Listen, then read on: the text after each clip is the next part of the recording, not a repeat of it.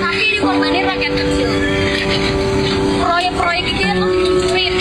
Mulai dari larangan motor, sekolah tanpa wisuda, bahkan bendungannya bikin warga terusir dari rumahnya. Enggak gitu Pak, kan saya waktu dibikin video TikTok itu kan captionnya itu kan bukan untuk meminta kerohiman atau apapun. Saya itu cuma minta keadilan aja Pak. Yang minta adil apa? Waktu digusur itu tuh nggak ada musyawarah, cuman ada satpol pp datang. Ya, cuman pertanyaan, Anda tinggal di tanah orang. Saya balik pertanyaannya, tinggal di tanah orang lain harus bayar nggak sama yang punya tanah? Bayar. Kalau saya balik nuntut, Pemdanya suruh minta tagihan, dihitung berapa tahun ke belakang, bayar tiap tahun. Ya Bapak kan bisa lihat dulu latar belakang saya, misalnya saya miskin atau enggak, terus mampu bayar atau Ya, enggak. kamu miskin nggak? Iya, Miskin. saya mengakui. Kenapa miskin? Pengen hidup bergaya, sekolah harus ada perpisahan. Kalau buat masalah itu sih kan,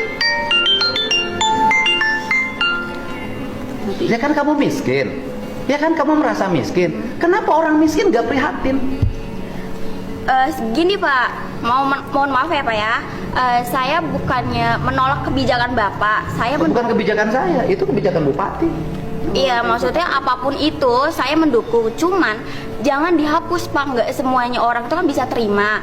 Terus kalau misalnya kayak wisuda dihapus, terus misalnya Bapak juga ngebalik minta pajak sama saya, padahal kan saya miskin, apakah? Bukan minta pajak, saya balik. Anda Iya. miskin, tapi jangan sok kaya.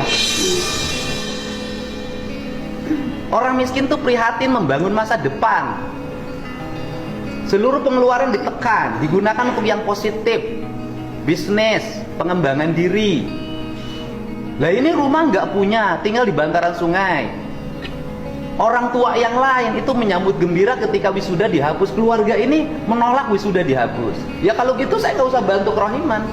Bukan menolak sih Pak, Apa? bukan menolak, istilahnya kan Ya saya tanya balik Bu, Ibu perlu uang nggak buat ngontrak? perlu.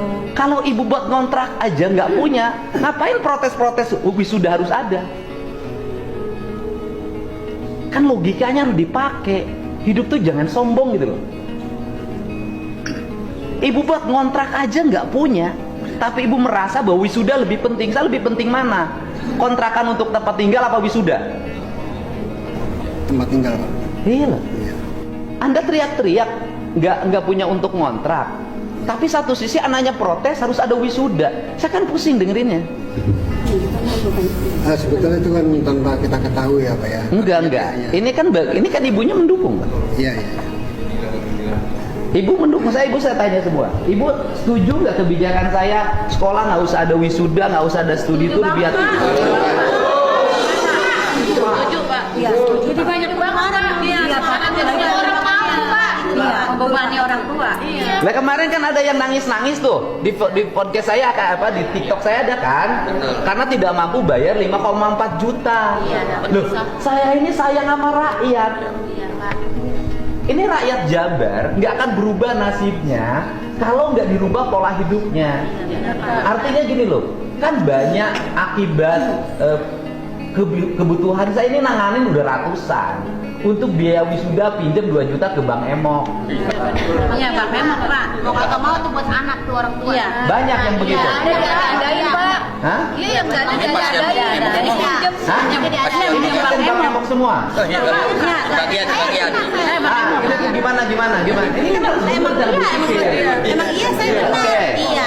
Nih ibu setuju apa ibu saya berlakukan lagi wisuda suruh bayar 2 juta 3 juta plus studi tour jadi 5 juta? Pak, jangan Pak, udah mendingan kagak usah ada gituan Pak, mendingan juga semua orang mampu Pak. Dia pengen loh, keluarga ini pengen. Mampu Pak. Nih Mbak, Neng coba lihat tuh orang tuanya. Jadi jangan hanya berpikir Neng sama orang tuanya nggak apa-apa karena dimanja, tapi yang lain banyak yang berat. Mohon maaf Pak, tapi kan ibu-ibu semua sama bapak-bapak semua kan pernah sekolah, pernah merasakan perpisahan. Setidaknya itu murid itu juga bisa ngerasain Pak. Nah, maksud saya ditekankan di sini ya Pak, bukan masalah wisuda dihapus, tapi perpisahan tetap ada, cuman pengeluarannya aja diminimin aja Pak. Yang urusan minimal kan urusan sekolah, bukan urusan saya. Iya. Kan kalau misalnya ada ketentuan kayak gitu, semuanya kan berarti seneng Pak. Oke, Adil. saya gini, bisa nggak nyegah minimalisir? Nggak akan bisa. Setiap sekolah punya gaya yang berbeda. Saya bilang kamu pengen acara wisuda, pengen acara perpisahan, bikin aja teman-teman kamu kumpulin OSIS, pramuka, paskibra, organisasi, silahkan aja bikin, tapi di luar ketentuan sekolah. Nggak boleh ada pungutan di sekolah. Kenapa? Nanti yang dibulinya kepala sekolah, dilapor-laporinnya kepala sekolah. Kepala sekolah itu ngikutin keinginan siswa. Saya sudah bertemu kepala sekolah yang dia mengeluh, Pak, kalau tidak dilaksanakan anak-anaknya protes sama saya. Tapi ketika saya laksanakan, saya diperiksa. Di sekolahnya sampai bikin band 150 juta dari Jakarta. Nah, pertanyaannya adalah, nih, yang lain. Ibu semuanya punya 1,5 juta untuk perpisahan? Enggak. Tidak, Pak. Sehari-hari gitu. Cukup buat makan aja Nah, jadi susah, Pak. speak up itu juga harus mewakili warga kebanyakan. Ini gubernurnya lagi bela rakyat, biar rakyat nggak pada susah. Ini pengen pada susah. Jadi gini loh, jadi kenapa tidak mendapat sambutan positif dari netizen speak up-nya? Karena netizennya jadi aneh.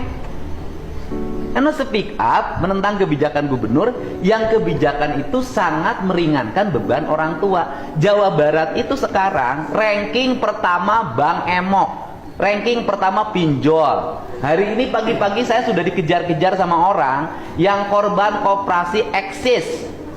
Dari 5 juta untuk biaya sekolah anaknya kemarin, bekas dulu kegiatan apalah, perpisahan wisuda segala macam. Jadi 25 sekarang rumahnya mau disita. Gitu loh.